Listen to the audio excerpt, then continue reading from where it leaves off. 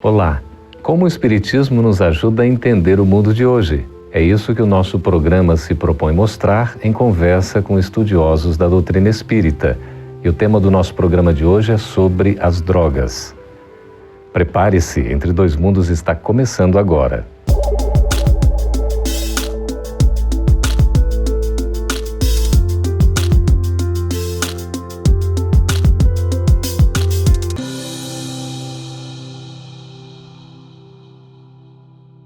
Uma pesquisa realizada pelo IBGE neste ano revela o aumento do acesso precoce a drogas ilícitas entre os jovens.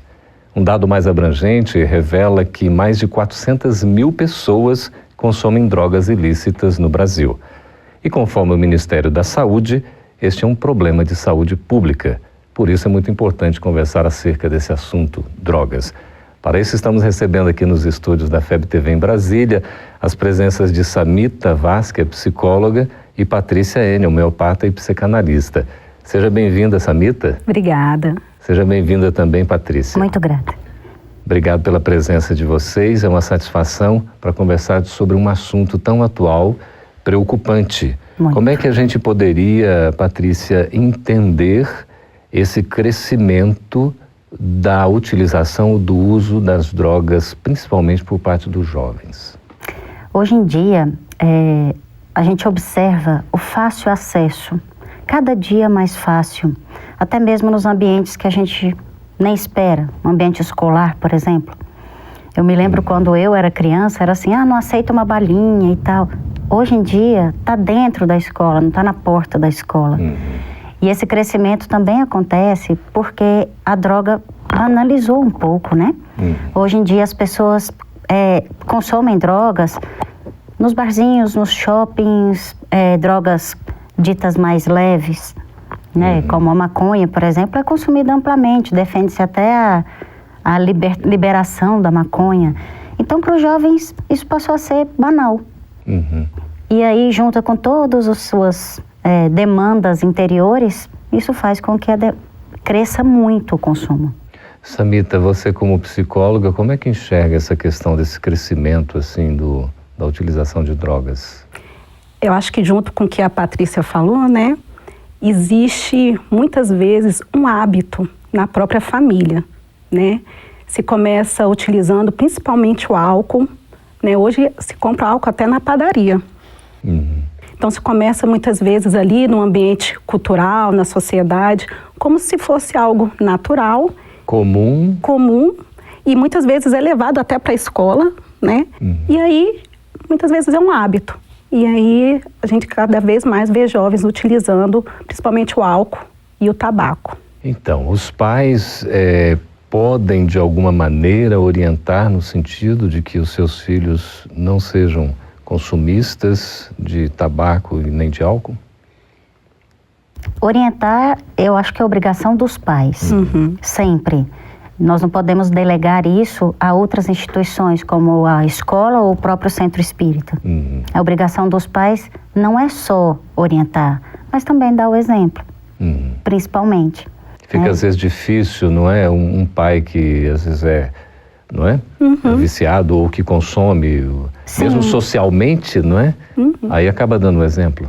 Sim, muitas vezes. E tem muito tabu também, né? Pouco se conversa sobre droga na própria família. Sim. Tem uma frase que eu não lembro de quem que é, eu sou ruim de lembrar as frases, que fala que quando os pais não convivem com seus filhos, eles podem ser adotados pelos traficantes. Né? Então, convívio, orientação, esclarecimento tem que começar em casa. O que poderia ser indício, de repente, do uso, do consumo de drogas por parte dos jovens? Como é que a gente pode perceber isso? Em casa? Em casa, na família. A gente percebe principalmente pelo seu comportamento. O jovem, geralmente, quando ele começa a utilizar algum tipo de droga, ele tenta esconder. Então, ele tenta esconder com hábitos até alimentares diferentes. Ele está sempre com uma balinha com odor mais forte, com um chiclete. Ele começa a não deixar os pais adentrar o ambiente que ele diz que é só dele, que é o quarto. Começa a esconder muito mochila.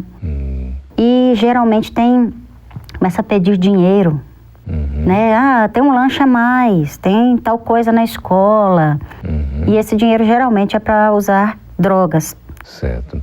O isolamento também do filho pode ser indicativo.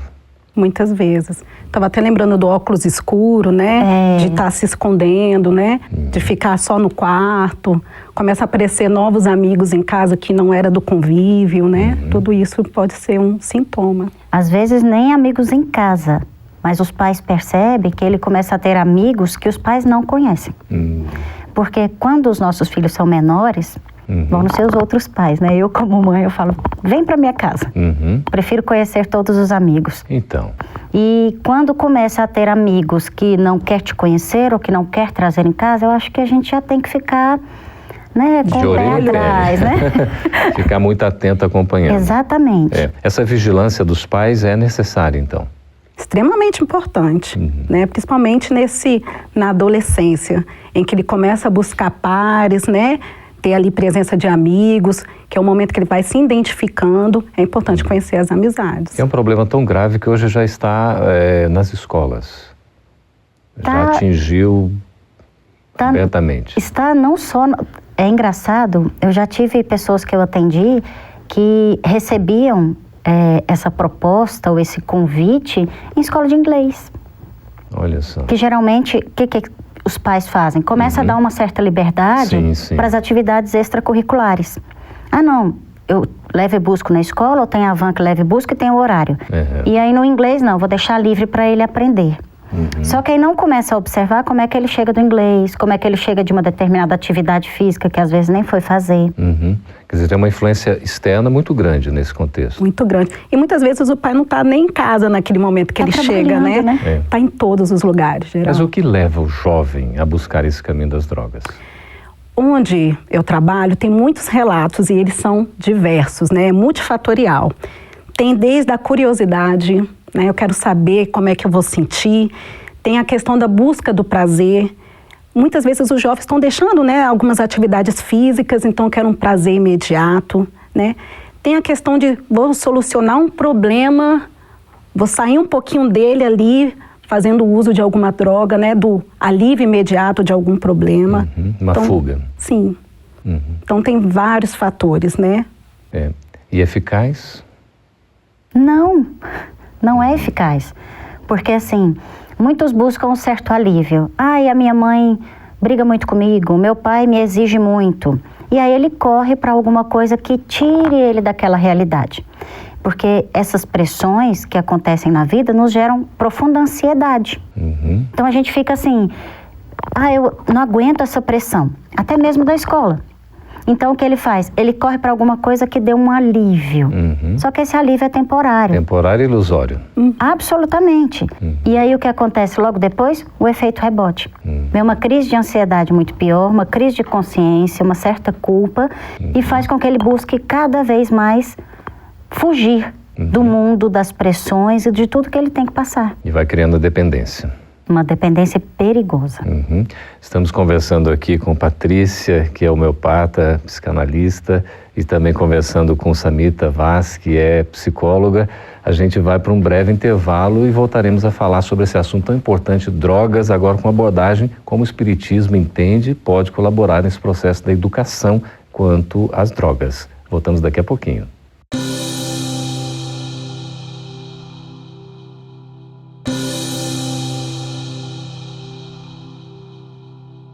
Estamos de volta com o programa Entre Dois Mundos, conversando sobre droga. Agora vem um pouquinho mais o aspecto espiritual dessa questão. Conversando aqui com Patrícia, com Samita, aqueles que são usuários de drogas, a gente poderia afirmar, Patrícia, que estão assim numa companhia de espíritos que os vampirizam? Podemos. Como causa ou como consequência. Porque o que acontece? Quando nós temos as companhias espirituais, nós estamos sintonizados com elas. Sejam elas boas, sejam elas más. Nunca estamos sós. Nunca estamos sós. Nós é que escolhemos essas companhias. Então, se a gente faz uso de álcool, de tabaco, de qualquer tipo de droga, certamente essas entidades que estão sintonizadas com isso estão se aproveitando desse fluido. Porque quando a gente bebe alguma coisa, esse álcool, ele é energia. E essas entidades se aproximam de nós para sorver esse fluido. Elas se alimentam dessas energias. Se alimentam dessas energias. E por isso ficam sempre ali, né, repetindo e repetindo, influenciando a pessoa para que ela use mais e mais e mais. Por quê? Porque essas entidades também são doentes. E aí elas também necessitam, porque também são viciosas. Então, Samita, a gente pode dizer que há quase que um círculo vicioso ali, constantemente sendo alimentado. Sim, porque muitas vezes quando o encarnado desencarna possuindo algum vício, né? E como ele não tem mais o corpo para satisfazer aquele vício, ele precisa procurar uma pessoa que muitas vezes já tem uma predisposição ao vício para se nutrir e continuar com aquele vício, né, que ele adquiriu. Então, uma coisa leva a outra. E quais são as consequências aí, tanto para o corpo físico como para o espírito do uso das drogas? Tudo que fazemos no nosso corpo físico reflete no nosso perispírito, que é o nosso corpo espiritual. Afinal de contas, o nosso corpo espiritual está ligado ao nosso corpo físico, célula a célula. Então, cada vez que usamos drogas, que deterioramos os nossos neurônios, que deterioramos nosso sistema neuromuscular, porque é uma coisa que fica muito afetado, nós estamos fazendo essas mesmas lesões no nosso corpo espiritual. E aí, essas lesões são graves e podem permanecer por anos a fio. E aí são várias encarnações que a gente vai levar para restaurar isso. E de trabalho árduo. Quer dizer, leva de uma vida, de uma existência para outra. Porque muitas vezes a gente vê, nós, né, crianças com problema com asma, bronquite, você estava falando antes, né, de problemas neurológicos, gastrointestinais, e muitas vezes vem de reencarnações passadas, né, no vício e no uso da droga. Então, é um trabalho que dura, às vezes, várias reencarnações. E no plano espiritual, como é que é esse tratamento, essa recuperação, né, de um espírito que teve uma encarnação como um viciado, né, um usuário de drogas, chega do lado de lá, como é que fica o estado dele? Independente se é no plano físico ou no plano espiritual, para nos tratar, nós precisamos querer. Então, a partir do momento em que esse espírito ele quer ser tratado, a espiritualidade superior, socorrista, vai o abraçar, o acolher com todo carinho, orientá-lo, cuidar fluidicamente, até que ele esteja em condições de encarnar novamente para reparar todas essas lesões. Agora, independente de qualquer coisa, o nosso inferno e o nosso céu está dentro de nós. E depende de nós estarmos criando, não é? Cada Exatamente. Então, se a gente busca essa vibração, se a gente busca sempre a droga ou estar perto disso, nós vamos estar de uma forma ou de outra, porque isso está dentro de nós. Então, o tratamento desse espírito lá também é pelo esclarecimento. No momento em que ele se esclarece, que ele vem à vontade de mudar, de se cuidar, o céu está ao seu alcance. Mas quando ele retorna numa outra existência, por exemplo, a tentação não vem mais intensa ainda quanto à necessidade quase que irresistível do uso da droga? Eu acho que é o que a gente chama de predisposição, né? Dependendo do tratamento, porque a gente tem que verificar que existe a questão do ser suicida em potencial, né? Porque o uso da droga diminui a vitalidade e, por isso, considerado um suicida em potencial.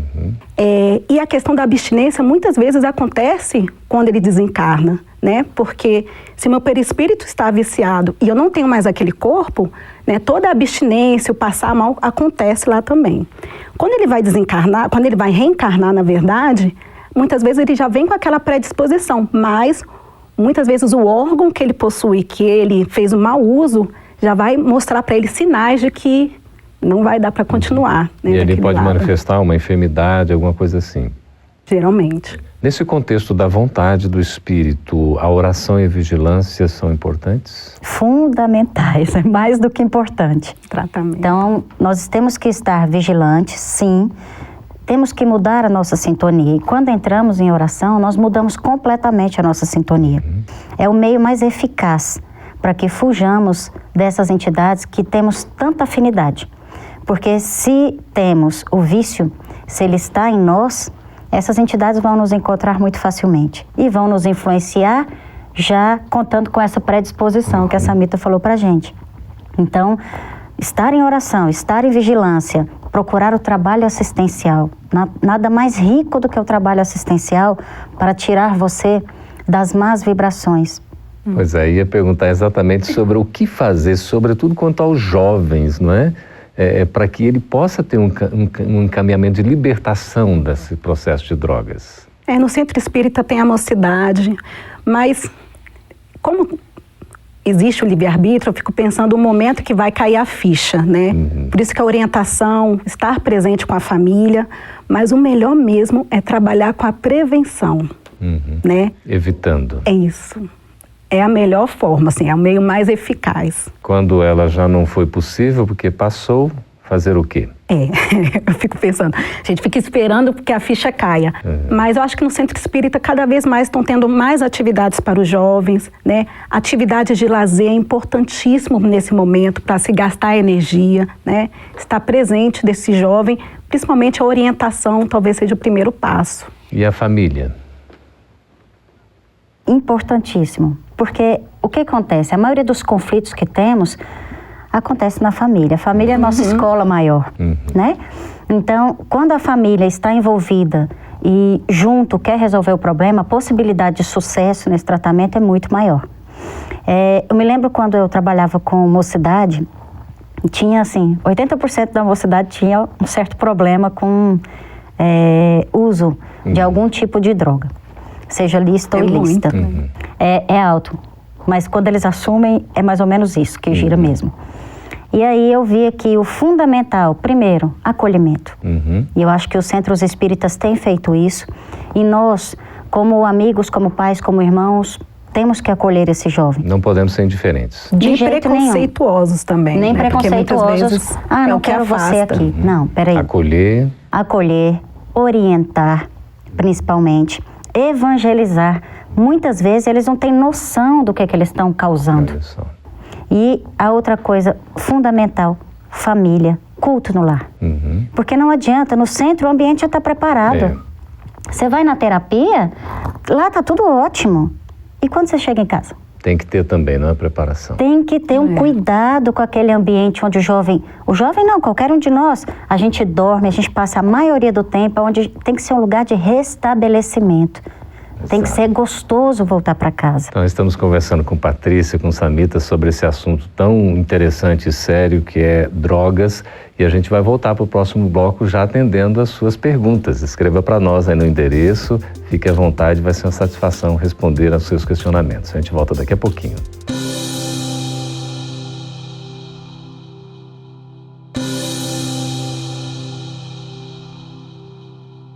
Estamos de volta com o programa Entre Dois Mundos, agora para responder as suas questões sobre drogas. Vamos ver aqui Hermínio Bragança, Samita, lá de Jaguarão, no Rio Grande do Sul. Ele pergunta o seguinte: quais as causas espirituais dos que usam drogas?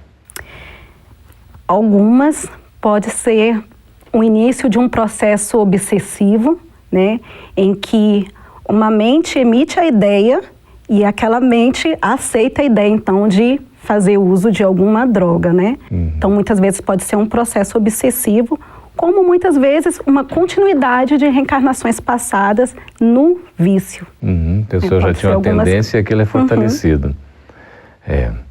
O Tiago da Silva, de Campina Grande, na Paraíba, pergunta aqui para nós: nos centros espíritas há tratamento de cura quanto às drogas? Não é que o centro vai fazer o tratamento de cura, mas o centro vai orientar, vai acolher, vai ajudá-lo, sim, com a fluidoterapia, que são os passes, né, com a orientação, trazendo a família para junto de si, fazendo o evangelho no lar, implantando isso e realmente orientando. Agora, como foi dito antes, nada está acima da vontade. Eu costumo brincar com os meus pacientes, eu falo assim: quando a pessoa não quer, nem Deus não ajuda.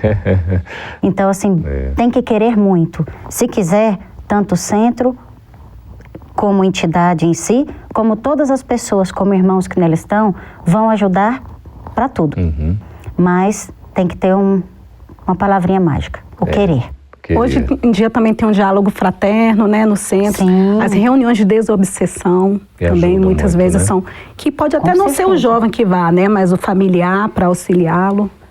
É um trabalho todo coletivo, né? Mas o indivíduo como principal envolvido, ele é indispensável, né? Para um tratamento como esse, que é um distúrbio psíquico familiar, precisa de uma equipe multidisciplinar, não só na saúde ortodoxa, que a gente diz que é como a gente está acostumado a tratar, mas também um tratamento multidisciplinar fluídico, né, que é dentro do centro, com todos os auxílios que a gente tem, todos os recursos possíveis. Certo. Agora é Rio Claro, São Paulo, aqui o Ricardo Marins está perguntando, os pais são culpados de seus filhos irem para o caminho das drogas? Eu fico arrepiada quando eu ouço assim, culpada a palavra, né? É forte, né? Existem responsabilidades e parciais também, porque senão, a gente estava conversando anteriormente, né, o quanto que um hábito na família pode, muitas vezes, tornar como se fosse natural o uso de alguma droga, como o álcool, inclusive a maconha, né? Mas mesmo assim, o indivíduo, ele faz uma escolha. Não é toda família que faz o uso de uma substância que vai ter um jovem ali que faz o uso daquela substância. Então tem a questão, influencia, sim. O ambiente familiar, a orientação na família pode influenciar, mas ela não é a única responsável. Tem o livre-arbítrio. Existe o livre-arbítrio. Jussiara Mello, aqui de Salvador, na Bahia, está perguntando, Patrícia, se o uso de drogas atrasa o processo evolutivo do espírito. Com certeza, porque o espírito ele para. Porque naquele momento, se ele está, vamos dizer, em alfa, né, ele está anestesiado, ele não está no processo evolutivo, ele não está aprendendo, ele não está interagindo, ele está num momento tão voltado para si, tão egoísta, e ao mesmo tempo parado em resolver algumas questões, que acaba atrasando sim. Ele poderia fazer coisas muito melhores, poderia estar ajudando pessoas, aprendendo e trabalhando, mas não. Ele está parado em algum problema. E usar drogas não é a solução. E não vai resolver o problema dele. De forma alguma. Não é esse o caminho. Não é esse o caminho. Definitivamente não. Por mais que chegue um alívio momentâneo, esse alívio, ele é falso. Ele não vai lhe ajudar em nada. É uma questão muito séria e grave, muito, né? A gente precisa tratar e cuidar disso. Jussiara Mello, Salvador, na Bahia, pergunta o seguinte: há algum componente espiritual que explique o uso das drogas? É uma pergunta difícil essa. Componente espiritual que explique. Eu acho que não existe um único componente espiritual, né? A gente, muitas vezes, temos dívidas e precisamos restabelecer, né, essas dívidas. Então, todo o mau uso que a gente faz no nosso corpo, né, na nossa próxima reencarnação, a gente vai precisar se restabelecer aí com a justiça divina, né? Então, na verdade, causa espiritual, eu acho que, na verdade, está junto com a questão do que eu faço com a minha vontade, o que eu faço com o meu corpo, quais são as escolhas que eu faço, né? Mesmo que esteja ali alguns pensamentos me assoprando para que eu faça uso da droga, qual vai ser a minha escolha nesse sentido? E aí eu tenho a responsabilidade, né? Sim. Tem uma lição do Evangelho que chama cólera. E lá diz assim: ninguém dá cólera àquele que não a tem. Então não adianta você sugerir, né, que use a droga, que use o tabaco, que use o álcool, se você não tem predisposição, se aquilo não é uma fragilidade sua, isso não vai acontecer. E é do espírito, não do corpo, né? Dá que se diga. Sim, né? Essa fragilidade, ela vamos dizer, esse desvio, ele é do corpo, do espírito. O corpo não. O corpo, ele só responde ao que o espírito determina. Pode-se criar até algumas dependências, enfim. Mas aproveitando aqui, olha só, a Maria Irã, de Prata, em Minas Gerais, pergunta agora para um homeopata, né? Se a homeopatia pode ajudar. Minas é o berço da homeopatia, sabia? Mas tem homeopata no Brasil. A homeopatia pode ajudar muito, porque a homeopatia é uma terapêutica energética e trata o perispírito. Então, dentro da homeopatia, a gente tem condição de ajudar a restabelecer, sabe, esse desequilíbrio da força vital, da sua energia vital, onde existe essa dependência. Agora, não existe restabelecimento, seja na homeopatia ou ciência nenhuma, sem que a pessoa faça uma reforma íntima. Mas a homeopatia ajuda a pessoa a tomar consciência e restabelecer, desintoxicar para que ela possa trilhar um caminho novo. Pode e eu acho muito recomendado que utilize. Muito bem. Samita, aqui é Rafael Vargas de Brasília, pergunta: como deve ser a abordagem no centro espírita aos usuários de drogas? Uma coisa que a Patrícia falou anteriormente, né? Primeiro, sem preconceito, porque quem somos nós, né? Muitas vezes a gente não sabe também sobre o nosso processo do passado. Então, primeiramente, sem preconceito. Precisa ter um esclarecimento, inclusive nas evangelizações infantil e da mocidade, falar sobre esse tema. A gente estava falando o quanto que muitas vezes é um tabu. Um tabu ainda. Né? Então, no centro espírita precisa falar sobre o uso da droga na mocidade e na evangelização infantil. Procurar o diálogo fraterno, né? Muitas vezes, ali naquele momento, a pessoa pode se abrir e falar. A reunião de desobsessão, que é interessante, porque você trata as duas partes. Né? Às vezes, o espírito que desencarna nesse momento e está ali ainda com a mente viciosa, e a pessoa que está sendo instrumento também do processo obsessivo, evitando até recaídas, né, nesse momento. Com certeza. Muito bem. Buscar aí um caminho, né, de integração, de paz, né, de acolhimento. E eu vou bater sempre na tecla. Trabalho assistencial. Maravilha. Esse é um dos... nos dá uma base, é né? enriquecido, porque quando você ajuda o outro, você se reconhece no outro, você melhora muito. E você educa seus pensamentos também, Exatamente. Né? Patrícia e Samita, muito obrigado. Que viu? pena que já acabou. Nós que agradecemos. Ótimo. Obrigada. Agradecemos também a sua presença, suas questões, perguntas. Escreva para nós aí, continuando essa participação. Acesse também o nosso canal Gotas de Luz para assistir a esse e outros programas. Estaremos juntos no próximo Entre Dois Mundos. Até lá.